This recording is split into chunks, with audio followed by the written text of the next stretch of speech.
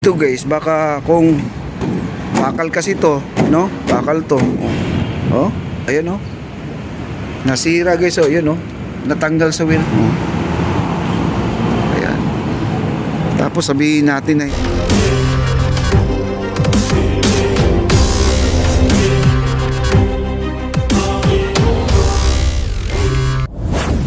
right guys, dito po tayo, no? Yung okay na ang nasolve na ang ating tubig baha dito, no? Nung isang araw naglilimas po sila dito. Ayun, napakaganda na po ang ating lugar, no? Pwede na tayong in and out tayo, papuntang Arroceros, papuntang Phase 1C, papuntang Fort Santiago, Maestranza po guys. Okay na po tayo.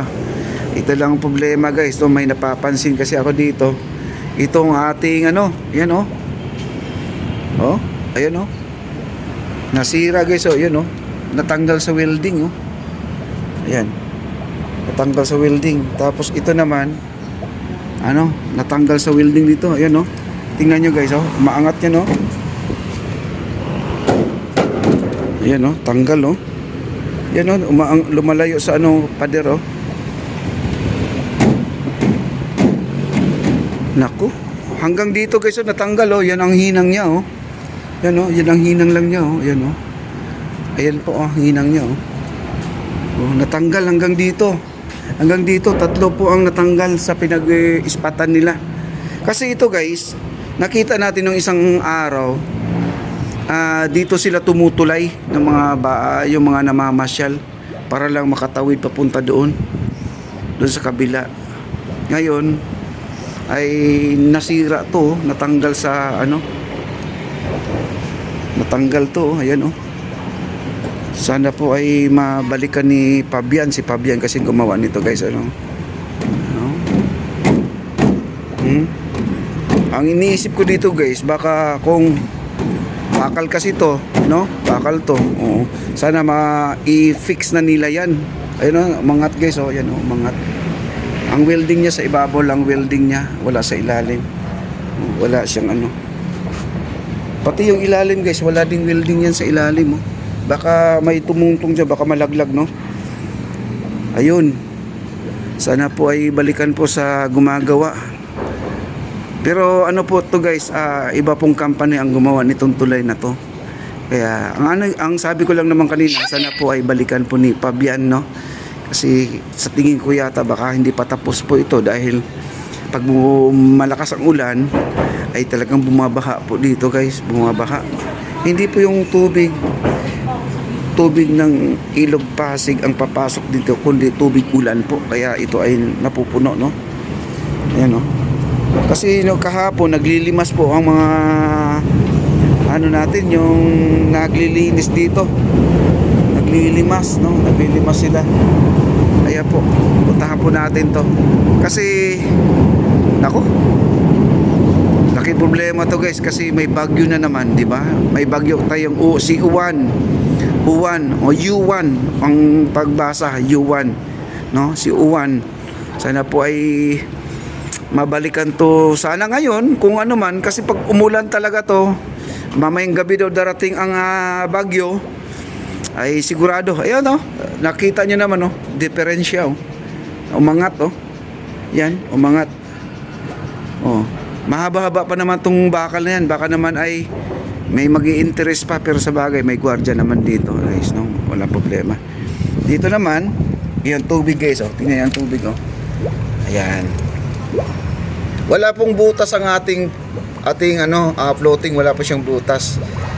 Yun po ay hangin kasi ang ating tulay, ating floating bridge natin ay gumagalaw kasi ito floating nga, di ba?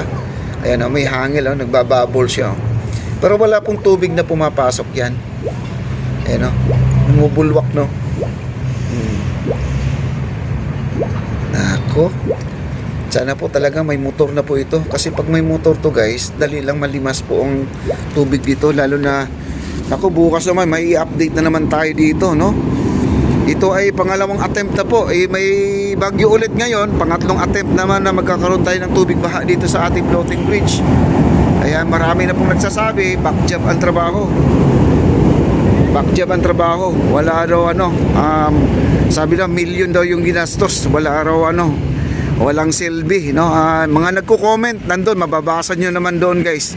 Hindi ko na may pagkakailan, hindi ako gumagawa ng invento na kwento dito.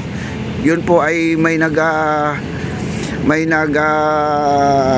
mga viewers tayo na nanonood sa atin. At saka maraming nagkukuha ng video dito, guys, nung bumaha to. Mga estudyante, maraming na kumukuha ng video. Malamang nagpost na rin sila, nagtatawanan pa nga yung iba. May sumisigaw pa nga dito na alagaan na raw ng ano, tilapia. Sana po ay magawa na po yan, guys, no?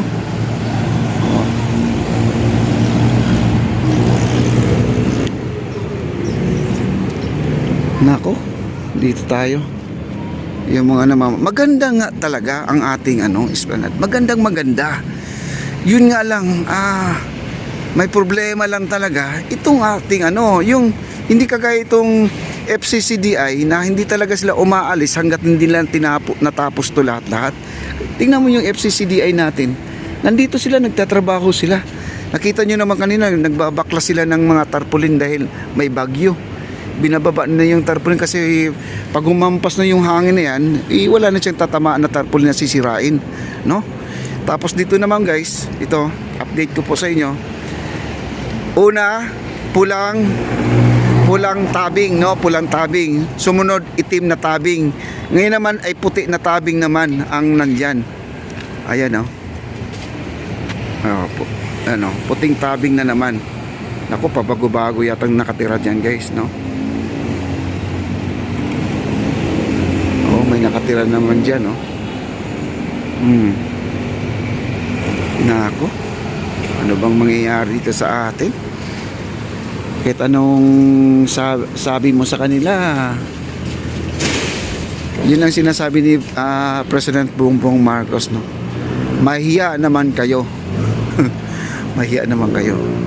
Ayan, no? Marami ditong nagti-TikTok pa yata to, itong tatlong magbabarkada, oh. Tapos sabihin natin na hindi back job. Ang problema dyan, guys, ang FCCDI, wag naman nilang idamay. Kasi kung ang may mali lang naman dito, yung ating floating bridge lang naman ang may mali, dapat yung FCCDI lang po ang pagsasabihan nila. Siyempre naman pag napanood ni FCCDI yung mga comment, parang ang nangyayari kasi dyan, damay po sila. Yun po ang nangyayari dyan. Wag naman po silang idamay dahil sa kanila matino naman po ang kanilang trabaho.